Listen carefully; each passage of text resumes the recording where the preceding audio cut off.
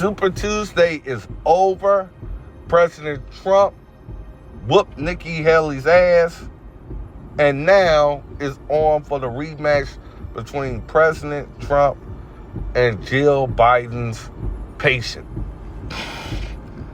I kept saying another one all last night like I was DJ Khaled and I was making a hit while I was at the house. I was like, Michigan, another one. Virginia, another one. And mind you, in Virginia, Donald Trump did not need Glenn Youngkin. He won Virginia without the governor of Virginia, which is a Republican, endorsement or helping him. That lets you know the real approval rating of Youngkin. Youngkin is a lame duck bullshit governor, and President Trump basically showed everybody in the world, I won your state without you. I even won in Nikki Haley's state without you or Nikki Haley's backing. That means people have spoken. They've spoken. Another one, it was almost like Michigan Wolverines whooping up on Ohio State. Don't worry about it. I'm a Michigan Wolverine fan. Now on to that whore, that slut, that piece of trailer park shit, Georgia DA Fani Willis. Now this is what I'm going to tell people. Fani Willis is an attention whore. And you know what she's really about. She's about that paper. She's ready to make it rain. She should have been on OnlyFans in Magic City, not in a courtroom practicing law. And this is my thing, people, because I'm not stupid and I look into things a little bit differently because of my experience. There's whistleblowers in Fani Willis' office, right? And what do most people who get fired do? And they have a problem with what their boss has done. They tell everybody who's willing to listen and even file the paperwork about what was going on in Fani Willis' office that caused them to get fired or why they believe they think it was fired. And they normally, if you are somebody who's in a law office or whatever, you're going to probably tell the bar about this. You're going to notify the court. Just one, you want to cover your ass to say, I have nothing to do with this, so don't be coming at me trying to investigate me when I'm telling you every reason to go after that bitch. Don't worry about me using the right language about Fani Willis. She deserves it. You don't use you're a black woman to excuse your sex life with Mr. Wade. And honestly, Mr. Wade, I feel sorry for that dude, but you deserve it too, because you knew that money wasn't supposed to be going to you. You had common sense. I'm pretty sure you brought up, what's a traffic lawyer doing prosecuting the president of the United States of America? And the next thing is, why are we prosecuting federal law? Exactly what the U.S. Supreme Court said, this is matters for Congress. None of these states are Congress. So what have y'all been doing all this time? Watch how all of this drops on these politicized judges and prosecutors' heads, because y'all did not have the jurisdiction to even prosecute or even try to move forward on these charges, especially even with the Carol. You see how ugly that woman is. There ain't no need for... Why would you even bother to even try to have sex with her, let alone rape her? And she is a whack job. I can see that. Everybody knows that. She's the same one who they said, rape is sexy. But honestly, if that judge that's been handling that case knew about those allegations and did not, on his own motion, call for a grand jury investigation of Fani Willis in her office,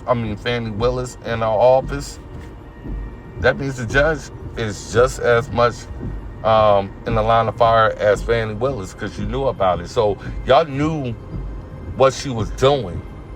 It was brought to your attention, and you let it slide so y'all could continue to have your nice national televised programming of a president that has sacrificed his peace to protect this country at all ends. We didn't have war. We didn't have gas prices this high. We didn't have to basically have a stroke going to the supermarket. and we was able to go outside and enjoy our friends and family without worrying about getting shot and all this other stuff or killed just because we just want to be law-abiding citizens, not extremists that's labeled by Biden and the rest to be hunted down like animals and locked up. Remember what Whoopi Goldberg said. Whoopi Goldberg was saying how the DNC really thinks. She wasn't just talking just to be talking.